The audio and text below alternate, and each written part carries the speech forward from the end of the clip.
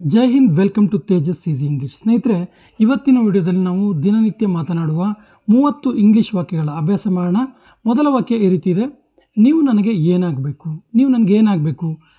ಯಾವುದಾದ್ರೂ ಒಂದು ಫಂಕ್ಷನಿಗೆ ಹೋದಾಗ ಹೊಸೊಬ್ಬರು ಯಾರಾದರೂ ನಮ್ಮ ರಿಲೇಟಿವ್ ಸಿಕ್ಕರೆ ನಮಗೆ ಅವರ ಪರಿಚಯ ಆಗಲ್ಲ, ರಿಲೇಟಿವಲ್ಲಿ ಏನಾಗಬೇಕು ಅಂತೇಳಿ ಗೊತ್ತಿರಲ್ಲ. ಆವಾಗ ಸಾಮಾನ್ಯವಾಗಿ ನಾವು ಈ ಮಾತನ್ನು ಕೇಳ್ತೀವಿ, ನೀವು ನನಗೆ ಏನಾಗಬೇಕು ಅಂತೇಳಿ. ನೋಡಿ, ಈ ರೀತಿ ಅದನ್ನ ಇಂಗ್ಲೀಷಲ್ಲಿ ಕೇಳಬೇಕು: who are you to me, who are you to me. ಒಂದು ವೇಳೆ ನಾನು ಒಬ್ಬ ಹಾಡುಗಾರನಾಗಿದ್ದರೆ, ಒಂದು ಸರ್ಪ್ರೈಸಿಂಗ್ ಆಗಿರುವಂಥ ಒಂದು ಸೆಂಟೆನ್ಸ್ ಇದು. ಒಂದು ವೇಳೆ ನಾನೊಬ್ಬ ಸಿಂಗರ್ ಆಗಿದ್ದರೆ, ಒಂದು ವೇಳೆ ನಾನೊಬ್ಬ ಡ್ಯಾನ್ಸರ್ ಆಗಿದ್ದರೆ, ಒಂದು ವೇಳೆ ನಾನೊಬ್ಬ ಗಿಟಾರಿಸ್ಟ್ ಆಗಿದ್ದರೆ, ಒಂದು ವೇಳೆ ನಾನೊಬ್ಬ ತಬ್ಲಿಸ್ಟ್ ಆಗಿದ್ದರೆ, ಈ ರೀತಿ ನಾವು ಒಂದು ವೇಳೆ ನಾನು ಆಗಿದ್ರೆ ಅಂತೇಳಿ ಯೋಚನೆ ಮಾಡ್ತಿರ್ತೀವಲ್ಲ, ಅದನ್ನು ಈ ರೀತಿ ಇಂಗ್ಲೀಷಲ್ಲಿ ಹೇಳಬೇಕಾಗತ್ತೆ: I wish I were a singer, I wish I were a singer.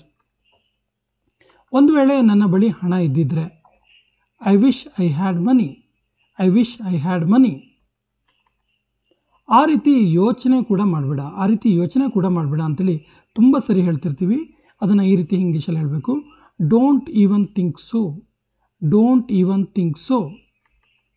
ಇದನ್ನು ಮಾಡುವುದು ತಪ್ಪು, ಇದನ್ನು ಮಾಡೋದು ತಪ್ಪು. This is wrong to do it, this is wrong to do it.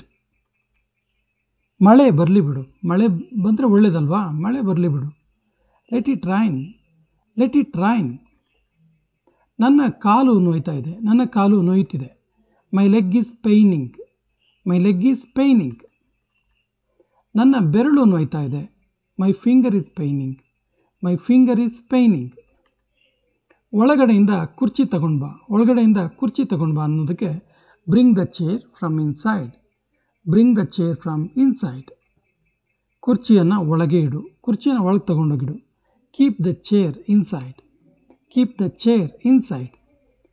ನಾನು ತುಂಬ ಮೊಬೈಲ್ ಬಳಸ್ತೀನಿ. ಇತ್ತೀಚಿನ ದಿನದಲ್ಲಿ ಸಾಮಾನ್ಯವಾಗಿ ಎಲ್ಲರೂ ಹೇಳುವಂಥ ಮಾತಿದು, ನಾನು ತುಂಬ ಮೊಬೈಲ್ ಬಳಸ್ತೀನಿ ಅಂತೇಳಿ. ಅದನ್ನು ಇಂಗ್ಲೀಷಲ್ಲಿ ಈ ರೀತಿ ಹೇಳಬೇಕು: I use mobile a lot, I use mobile a lot. ನಾನು ಲ್ಯಾಪ್ಟಾಪ್ನಲ್ಲಿ ಹೆಚ್ಚು ಕೆಲಸ ಮಾಡ್ತೀನಿ, ನಾನು ಆಫೀಸ್ ವರ್ಕನ್ನು ಅಥವಾ ಬೇರೆ ಬೇರೆ ಕೆಲಸವನ್ನು ಲ್ಯಾಪ್ಟಾಪಲ್ಲೇ ಹೆಚ್ಚು ಮಾಡ್ತೀನಿ ಅಂತೇಳಿ ಹೇಳ್ತೀವಲ್ಲ, ಅದನ್ನ ಇಂಗ್ಲೀಷಲ್ಲಿ ಈ ರೀತಿ ಹೇಳಬೇಕು: I work on laptop a lot, I work on laptop a lot. ನಾನು ಹೆಚ್ಚು ಬೈಕ್ ಓಡಿಸ್ತೀನಿ, ನಾನು ಹೆಚ್ಚು ಬೈಕ್ ಓಡಿಸ್ತೀನಿ. I ride the bike a lot, I ride the bike a lot. ನಾನು ಶೂಗಳನ್ನು ತೆಗೆದೆ, ನಾನು ಶೂವನ್ನು ರಿಮೂವ್ ಮಾಡಿದೆ. I took off the shoes. ನೋಡಿ, ರಿಮೂವ್ ಅನ್ನೋದಕ್ಕೆ ಆ್ಯಕ್ಚುಲಿ ಟುಕ್ ಆಫ್ ಅನ್ನೋ ವರ್ಡನ್ನು ಯೂಸ್ ಮಾಡಬೇಕು.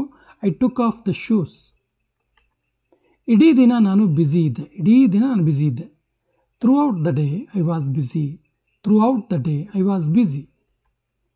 ಸುಮಿತ್ ಇಲ್ಲಿದ್ದಾನೆ, ಸುಮಿತ್ ಇಲ್ಲೇ ಇದ್ದಾನೆ. Sumit is here, Sumit is here. ಇದೊಂದು ಕಾನೂನು ಬಾಹಿರ ಕೆಲಸ, ಇದೊಂದು ಇಲ್ಲೀಗಲ್ ಕೆಲಸ ಅಂತ ಹೇಳ್ತೀವಲ್ಲ, this is an illegal act, this is an illegal act. ಕೆಟ್ಟ ಅಭ್ಯಾಸಗಳನ್ನು ಬಿಡು, ಕೆಟ್ಟ ಅಭ್ಯಾಸಗಳು ಒಳ್ಳೆಯದಲ್ಲ, ಕೆಟ್ಟ ಅಭ್ಯಾಸಗಳನ್ನು ಬಿಡು ಅಂತಿರ್ತೀವಲ್ಲ. Give up bad habits, give up bad habits. ನಿನಗೆ ಈಜಲು ಬರುತ್ತಾ, ನಿನಗೆ ಈಜಕ್ಕೆ ಬರುತ್ತಾ? Can you swim, can you swim. ನಿನಗೆ ಬರೆಯೋಕ್ಕೆ ಬರುತ್ತಾ? Can you write. ನಿನಗೆ ಓದೋಕ್ಕೆ ಬರುತ್ತಾ? Can you read. ಈ ರೀತಿ. ನಿನಗೆ ನಡೆಯೋಕ್ಕಾಗುತ್ತಾ? ನಡೆಯೋಕ್ಕೆ ಬರುತ್ತಾ? Can you walk. ನಿನಗೆ ಓಡೋಕ್ಕಾಗುತ್ತಾ? Can you run. Like that. ಇಲ್ಲಿ ಅವರ ಎಬಿಲಿಟಿಯನ್ನು ಒಂದು ತಿಳಿದುಕೊಳ್ಳುವಂಥ ವಾಕ್ಯ ಇದು. ನಿನಗೆ ಈಜಲು ಬರುತ್ತದೆಯೇ ಅಂತೇಳಿ ಕ್ಯಾನ್ ಯು ಸ್ವಿಮ್. ಈ ಗಾಜನ್ನು ಒಡೆಯಬೇಡ, ಈ ಗ್ಲಾಸನ್ನು ಹೊಡಿಬೇಡ. Don't break this glass, don't break this glass. ಅವರು ಹೂಗಳನ್ನು ಕಿತ್ತರು, ಅವರು ಹೂಗಳನ್ನೆಲ್ಲ ಕಿತ್ತರು. ದೇವರ್ ಪ್ಲಕ್ಡ್ ಫ್ಲವರ್ಸ್, ದೇವರ್ ಪ್ಲಕ್ಡ್ ಫ್ಲವರ್ಸ್. ಯಾರನ್ನೂ ಬೈಬೇಡ, ಯಾರನ್ನೂ ಬೈಬೇಡ. Don't abuse anyone, don't abuse anyone. ನೀನು ನನ್ನ ಸಾಕ್ಷಿ ಅಥವಾ ನೀನೇ ನನ್ನ ಸಾಕ್ಷಿ. You are my witness, you are my witness. ಇದು ಕಾನೂನಿಗೆ ವಿರುದ್ಧವಾಗಿದೆ, ಈ ಕೆಲಸ ಕಾನೂನಿಗೆ ವಿರುದ್ಧವಾಗಿದೆ. ಇದೇ ಅರ್ಥದ ವಾಕ್ಯ ನೋಡಿದ್ವಿ, ಇದು ಬೇರೆಯ ಒಂದು ಸ್ಟೇಟ್ಮೆಂಟ್ ಇರುವಂಥ ವಾಕ್ಯ ಇದು. ಇದು ಕಾನೂನಿಗೆ ವಿರುದ್ಧವಾಗಿದೆ ಅಂತೇಳಿ. It's against the law, it's against the law. ಈ ಹೂಗಳು ಬಾಡುವುದಿಲ್ಲವೇ, ಈ ಹೂ ಬಾಡೋದಿಲ್ವಾ? Do these flowers not fade, do these flowers not fade. ತುಂಬ ಖುಷಿಯಿಂದ, ಏನಾದರೂ ಒಂದು ತುಂಬ ಖುಷಿಯಾಗಿದೆ ಅಂತ ಹೇಳ್ತೀವಲ್ಲ, ತುಂಬ ಖುಷಿಯಿಂದ ನಾನು ಇದನ್ನ ಹೇಳ್ತೀವಿ ಅಂತೇಳಿ, ಅದನ್ನು ಈ ರೀತಿ ಹೇಳಬೇಕು: with great pleasure, with great pleasure. ನನ್ನನ್ನು ತಪ್ಪು ತಿಳಿಯಬೇಡ. Don't take me wrong. Don't take me wrong.